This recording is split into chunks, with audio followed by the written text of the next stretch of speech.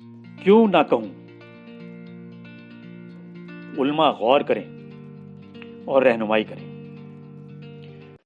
100 سال سے تھوڑا پہلے یعنی فروری 1918 میں اسپینش فلو کے نام سے ایک وبائی زکام پوری دنیا میں پھیلا تھا،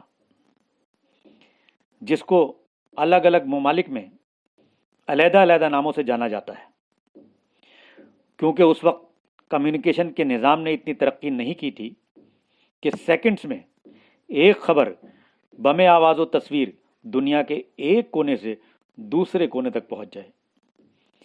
برازیل میں جہاں اس فلو کو جرمن فلو کہا جاتا تھا، ہندوستان میں بامبے فلو، سینیگل میں برازیلین فلو کہا جاتا تھا، اور جس ملک کے نام سے یہ جانا جاتا ہے یعنی اسپینش فلو، اس اسپین میں اس کو نیپل سولجر کے نام سے جانا جاتا تھا۔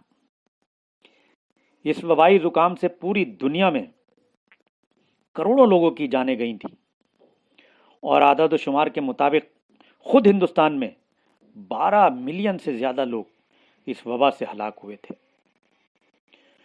کووڈ-19 یعنی کرونا وائرس وبا اور اسپینش فلو میں بہت مشابہت ہے۔ پھیلنے کا طریقہ، بچے اور بوڑھوں کے لیے زیادہ خطرہ، احتیاط کے طریقے یعنی ماسک اور سماجی دوری وغیرہ وغیرہ۔ 2 سال تک چلنے والے اسپینش فلو کے 4 دور آئے تھے، اور فروری 1918 سے شروع ہونے والی یہ وبا اپریل 1920 میں ختم ہوئی تھی۔ اس وقت نہ تو معیشت کے نقصان کو ناپنے کے کچھ ضابطے تھے، اور نہ ہی معیشت کا انحصار ایک دوسرے ملک پر بہت زیادہ تھا۔ زراعت معیشت کا مرکزی اور سب سے بڑا ذریعہ تھا، اس لیے اس وبا کے معاشی بحران پر زیادہ تبصرہ نہیں ہوا۔ آج دنیا بدل گئی ہے، جہاں کمیونیکیشن کے ذرائع اتنے زیادہ اور برقی رفتار کے ہیں کہ پوری دنیا اب ہر شخص کی مٹھی میں موبائل کی شکل میں موجود ہے۔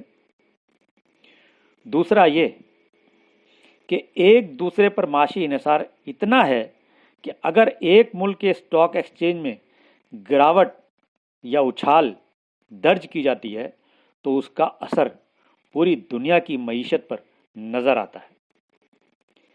ان دونوں مرکزی وجوہات کی بنیاد کی وجہ سے یہ کہا جا سکتا ہے کہ علاج اور احتیاط کے طریقے پوری دنیا میں ملتے جلتے ہی ہیں۔ اس وبا کی چین توڑنے کے لیے جہاں لاک ڈاؤن کا نفاذ ایک طریقہ ہے، وہیں ضروری کاموں کو کرتے وقت اس وبا کو پھیلنے سے روکنے اور خود کو اس وبا سے دور رکھنے کے لیے ماسک پہننا اور سماجی دوری بنائے رکھنا ضروری اقدام میں شامل ہے۔ سماجی دوری کی وجہ سے سماج تو کمروں میں قید ہو کر رہ گیا ہے، لیکن لاک ڈاؤن کی وجہ سے معیشت بری طرح تباہ ہو رہی ہے۔ ان دونوں وجہ سے پوری دنیا کے عوام ہر طرح کی قربانیاں دینے پر مجبور ہیں۔ ایک دوسرے سے ملنے کا سلسلہ تقریباً ختم ہو گیا ہے، تقریبات کا انعقاد برائے نام ہو رہا ہے، تعلیمی نظام پوری طرح متاثر ہو چکا ہے اور نئی شکل اختیار کر رہا ہے، عبادت گاہوں کی رونقیں ختم ہو گئی ہیں، پیسہ اور روزگار بہت تیزی کے ساتھ ختم ہو رہے ہیں، اور وبا سے خوفزدہ انسان ہر طرح کی قربانی دینے پر مجبور ہے۔ زیادہ تر ممالک میں مسلمان ماہ رمضان میں گھر پر ہی رہے اور تراویح بھی گھر پر ادا کرنے پر مجبور ہوئے۔ عید بھی کچھ ایسی ہی گزری، نہ عیدگاہ جانے کا تصور، نہ ایک دوسرے سے ملنے کا کوئی راستہ۔ ماہ رمضان میں سب سے زیادہ لوگ پوری دنیا سے عمرہ کرنے جاتے تھے، لیکن اس مرتبہ مکہ مکرمہ خالی رہا، اور کچھ ایسی ہی صورتحال اب حج کے موقع پر بھی نظر آنے والی ہے۔ اس سال عمرہ، حج، عید، رمضان سب اس وبا کی نظر ہو چکے ہیں۔ اب عید قربہ آنے والی ہے اور حالات میں کوئی تبدیلی نہیں آئی ہے، یعنی نہ تو وبا کی شدت میں کوئی کمی آئی ہے اور نہ ہی اس کی کوئی دوائی سامنے آئی ہے۔ اب تلوار یہ لٹکی ہوئی ہے کہ عوام بقرعید پر قربانی کیسے ادا کریں گے۔ اس میں کوئی دو رائے نہیں ہے کہ حکومت نے عبادات کو لے کر کچھ مشروط اجازت دے دی ہیں اور مساجد میں نمازیں ادا ہونے لگی ہیں، لیکن قربانی کے عمل میں بہت سے پہلو ہیں۔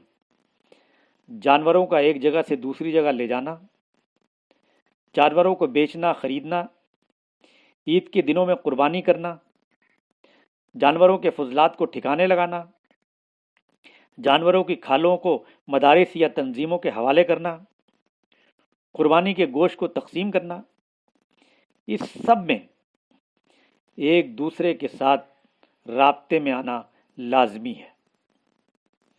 ایسے میں اگر لاک ڈاؤن کا نفاذ ہو گیا تو یہ سب پوری طرح گیا۔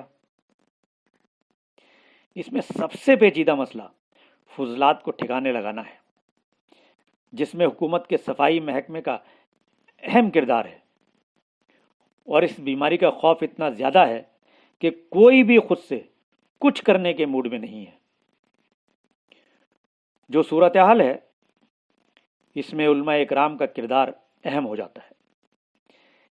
ان کو نہ صرف سمجھانا ہوگا بلکہ ایک راستہ طے کرنا ہوگا کہ واجب قربانی کو ادا کیا جائے یا نہیں، ادا کیا جائے تو کیسے ادا کیا جائے، اور اگر نہ کیا جائے تو قوم کو کیا کرنا چاہیے۔